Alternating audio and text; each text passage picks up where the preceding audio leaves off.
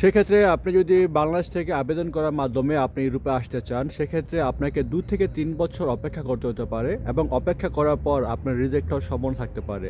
আবার এমন হতে পারে যে আপনি 1 বছরের মধ্যেই আপনি সফল অর্জন করবেন।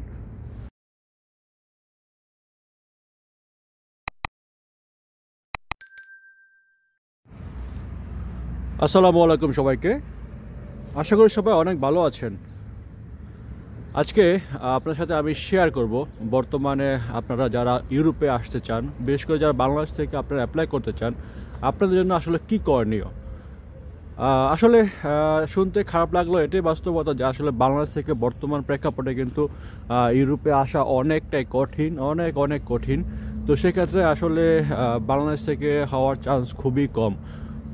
সেক্ষেত্রে আপনি কি করতে পারেন এবং আপনি কি করলে আপনি হয়তো সামনে আগাতে পারেন, সেক্ষেত্রে কিছুটা আমার যতটুকু ধারণা আছে বা আমি জানি বা আমাদের যে সিনিয়র আছে তাদের সাথে কথা বলে যা শুনলাম বা বিভিন্ন সোশ্যাল মিডিয়ার মাধ্যমে যেসব নিউজগুলো পাইলাম, তো সেগুলোই কিছুটা আপনাদের সাথে তুলে দেওয়ার চেষ্টা করব, যাতে করে আপনারা বেসিক্স কিছু আপনারা আইডিয়া পান আসলে কেন হচ্ছে না এবং কি করণীয়।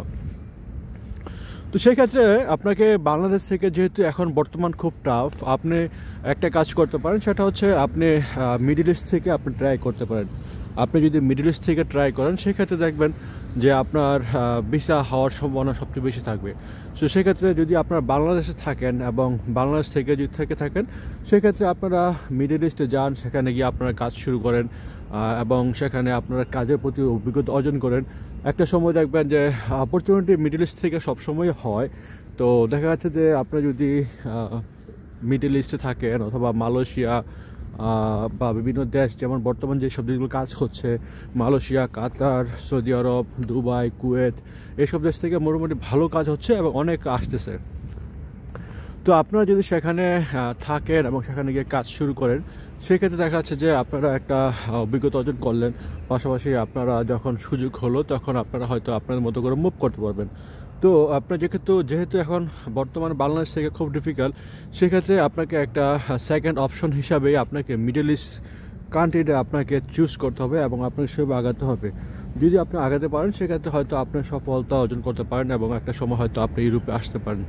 কারণ হচ্ছে আমরা যা মনে করি যে ইউরোপটা হচ্ছে স্বপ্নের দেশ, সেখানে গেলে হয়তো অনেক কিছু, তবে সেটা বাস্তবতা অনেক আসলে ডিফারেন্স। যখন আপনারা আসবেন তখন আপনারা বাস্তব ফেস করবেন, সেখানে আপনারা অনেক কিছু জানতে পারবেন, বুঝতে পারবেন।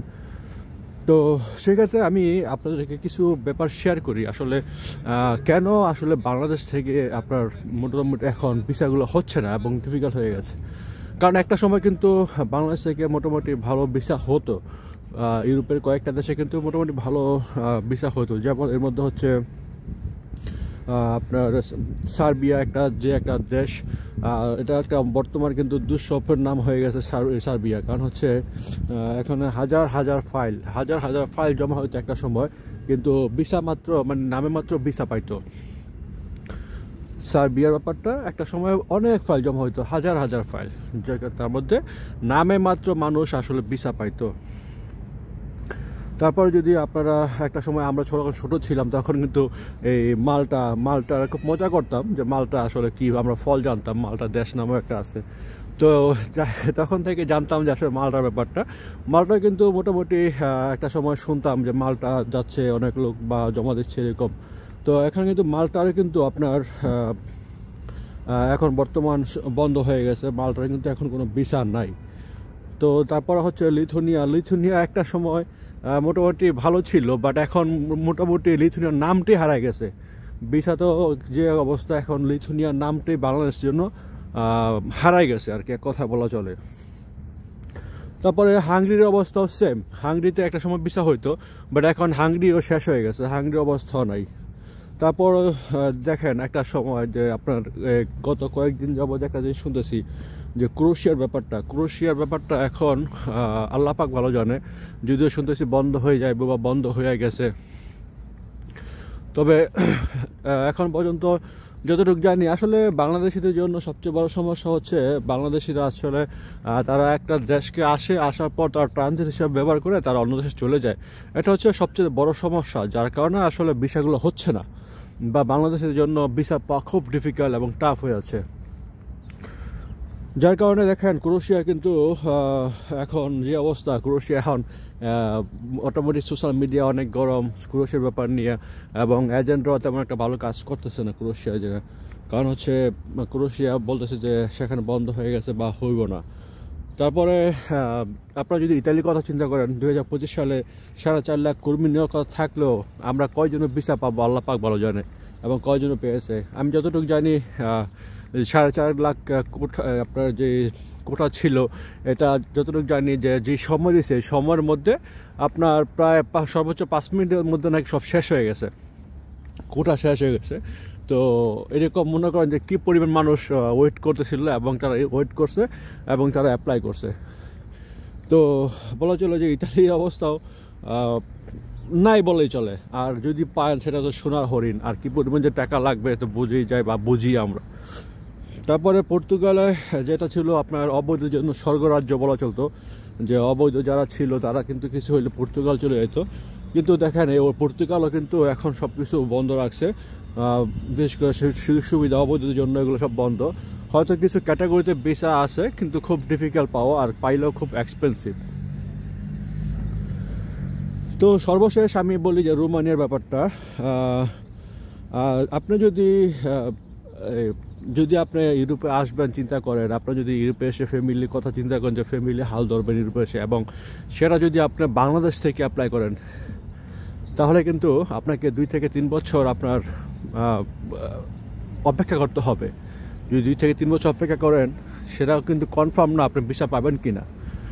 এরকম হইতে পারে রিজেক্ট হইতে পারে, আবার এরকম হইতে পারে কপাল ভালো হইলে যে আপনার 1 বছরে সব কিছু হয়ে গেছে। তো সম্পূর্ণ ব্যাপারটা আসলে লাকের উপর ডিপেন্ড করে। সেক্ষেত্রে আপনার লাকটা ফেভার করবে, এবং আপনাকে সেই পরিমাণ ধৈর্য এবং অপেক্ষা করতে হবে, সেই পরিমাণ ধৈর্য পরীক্ষা দিতে হবে।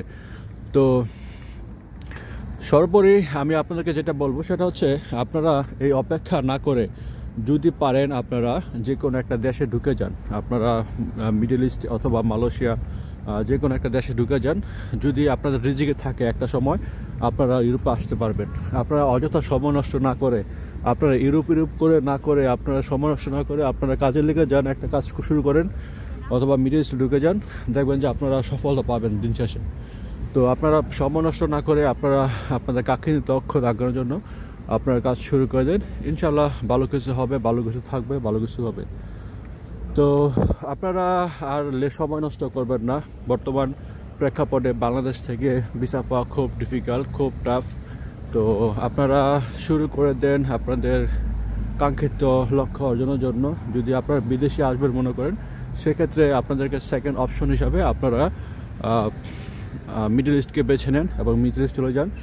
একটা সময় আপনি টুডে টুমোরো একটা সময় আসতে পারবেন। এটা হচ্ছে আমি যতটুকু জানলাম, রিসার্চ করলাম, বা সোশ্যাল মিডিয়ার মাধ্যমে বা সিন্ধুদের মাধ্যমে যোগাযোগ করলাম, দেখলাম বর্তমান জিনিসটা আসলে বাংলাদেশের জন্য এই একটা অবস্থার মাধ্যমে হয়তো আপনারা আসতে পারেন। তো আপনারা চেষ্টা করে যান, এবং সম্ভব হলে আপনি মিডল ইস্ট চলে যান এবং আপনার অভিজ্ঞতা অর্জন করুন, আপনার স্কিল ডেভেলপ করুন, আপনার সফলতা হবেন যদি আপনার অভিজ্ঞতা থাকে। তো সবাই ভালো থাকবেন, প্রত্যেকটা প্রবাসী দোয়া করবেন। আসসালামু আলাইকুম সবাইকে।